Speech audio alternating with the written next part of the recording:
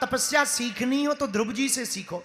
कई बार हम लोग कथा सुनकर के व्रत ले लेते हैं कि इस बार नवरात्रि बिना भोजन किए बिना पानी पिए रहेंगे। 2-3 दिन तो बढ़िया है, चौथे दिन अस्पताल में भर्ती होके ग्लूकोज का बोतल चढ़वाते, एकदम से कर लेते। इसलिए एक संत कहते हैं धीरे धीरे मोड़ तू इस मन को, इस मन को धीरे धीरे मोड़ना है। बोलो सीताराम, जोर से बोलो और जोर से बोलो। जैसे ही परम मोक्षदायिनी मायापुरी मथुरापुरी में गए, मोक्षदायिनी नगरी में, तो ध्रुव जी महाराज ने पहले महीने में संकल्प लिया। कौन सा? त्रात्रांते त्रात्रांते कपित्त बधरासनः। पहले महीने में 3 दिन में 1 दिन फलाहार, बाकी निराहार। 3 दिन में 1 दिन खाते, वो भी फल। 1 महीना पूरा गुजार दिया, पर दूसरा महीना लगा थोड़ा कठोर कर दिया। द्वितीयम चा तथा मासम षष्ठे षष्ठर्भको दिने। दूसरे महीने में थोड़ा कठोर तप किया। बोले अब क्या करने लगे? बोले 6 दिन में 1 बार, पर फल नहीं खाते। बोले क्या? तृणपर्णादिभिः, सूखे पत्ते, कभी बेल पत्र के, कभी कुछ के, कभी कुछ के खा ले। तीसरा महीना लगा, अब थोड़ा और कठोर तप कर दिया। बोले तीसरे महीने में तो इन्होंने इतना कठोर तप कर दिया, नहु में अहनी। 9 दिन में 1 बार, अब पत्ते भी नहीं खाते। 9 दिन में 1 बार केवल जमुना जी का जल पी करके रहते। तीसरा महीना हो गया, अब चौथा महीना लगा, थोड़ा और कठोर कर दिया। चतुर्मपि वैमासम द्वादशे द्वादशोहिनी। 12 दिन में 1 बार, पानी भी नहीं पीते, फल भी नहीं खाते। बोले क्या करते ध्रुव जी? बोले भैया 12 दिन में 1 बार केवल वायु का आहार करते। बोलो सीताराम। 12 दिन में 1 बार श्वास ली और भर ली, और फिर छोड़ करके तुरंत ठहर करके रह गए, और 12 दिन बाद फिर श्वास लेंगे। पर जब 5वां महीना लगा, तो 5वें महीने में कठोर तप और कर दिया। 1 अंगूठे के बल पर खड़े हो गए ध्रुव जी, और अपनी श्वास को रोक लिया। जहां श्वास को रोका, सोई पूरे ब्रह्मांड की वायु खिंचने लगी। देवताओं को ऑक्सीजन कम मिलने लगी। देवता घबरा गए, ब्रह्मा जी के पास गए। बोले महाराज ऐसा लग रहा है जैसे कोरोना हो गया हो, श्वास लेने में बड़ी तकलीफ हो रही है, लगता है लंस में दिक्कत हो रही देवताओं को। ब्रह्मा जी बोले लंस वंस की कोई दिक्कत नहीं है, कोई फेफड़े खराब नहीं है। हमारे भगवान का एक भगत अपनी श्वास रोक के रह गया है, उसके चक्कर में सबकी रुक रही। ब्रह्मा जी की सब भगवान के पास गए, विष्णु भगवान के पास। बोले महाराज जल्दी से इसका निपटारा करो, अगर कम भजन रह गया हो हम लोगों का ले लो, पर प्राण छुड़वाओ।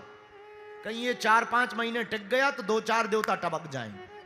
ये 4-5 महीने कहीं श्वास रोक के टिक गया, 4-6 देवता कम है जाएंगे, आपकी संख्या बल कमजोर पड़ जाएगी, राक्षस और हैवी हो जाएंगे, बंद करवाओ। भगवान बोले ऐसे बंद नहीं हो सकता। देवता बोले चाहे जो ले लो, हम कर देंगे उसके बदले तपस्या, पर उसको दर्शन दो। ऐसा तप करना चाहिए कि देवता भी तुम्हारी गवाही दें। तुरंत भगवान श्री हरि नारायण अपने वाहन पर आरूढ़ हुए, गरुड़ पर, और तत्क्षण आकर के ध्रुव जी के सामने प्रकट हो गए। अरे बेटा ध्रुव उठो। ध्रुव जी ने आंखें ही नहीं खोली, खड़े रहो भगवान। आंखें बंद किए, आनंद में मस्त। भगवान समझ गए ये हमारे रूप को, अंदर से रूप रस सुधा का आनंद ले रहा है, इसलिए आंखें नहीं खोल रहा। भगवान ने भीतर के रूप रस सुधा को जैसे ही खींचा, सोई फड़फड़ा गए ध्रुव जी। आंखें खोली सो चौंक गए, जो अंदर थे वही बाहर प्रकट हो गए हैं। और यही इनलाइटेड होना है। आत्म साक्षात्कार का मतलब यही है।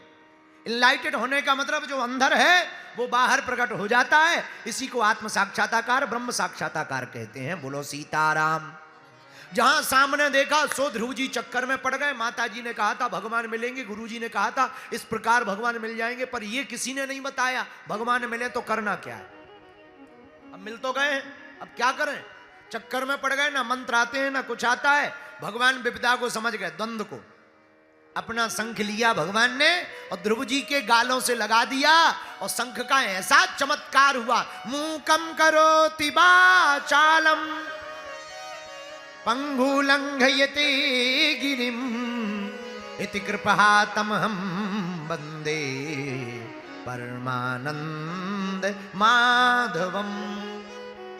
भगवान का स्वभाव, कोई भगवान, किसी पर भगवान की कृपा हो जाए तो मूक आदमी बोलने लगता, लंगड़ा पर्वत चढ़ जाता, अरे बोलने नहीं लगता, बाचाल हो जाता। तो क्या भगवान की कृपा बाचाल बनाती है?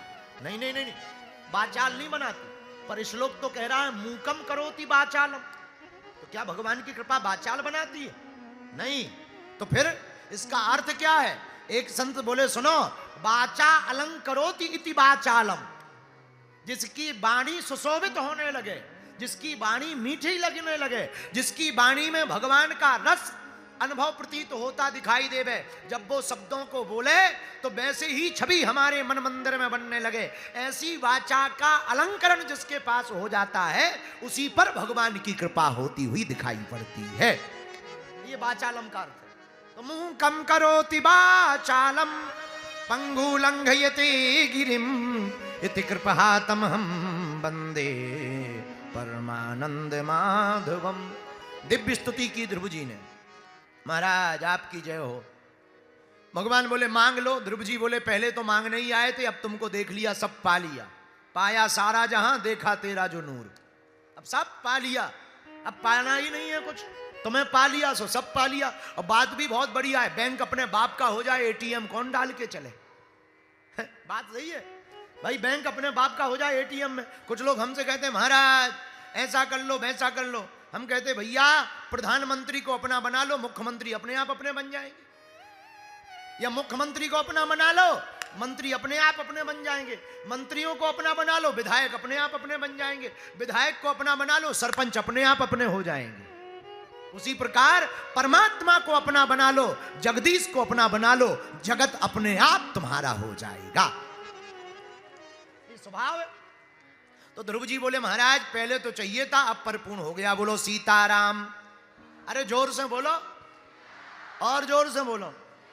लेकिन हम लोग बातों में तो इतनी लंबी लंबी फेंकते हैं कि भगवान ही बचाएं, मानते 1% नहीं। एक करेरा की चिटिया थी, चिटिया। चिटिया तो होती हैं, हर जगह होती, करेरा में भी होगी। हैं हमारे रूम में तो हैं, हमारे रूम में तो है। आज हम लोग सुबह यही बता रहे थे।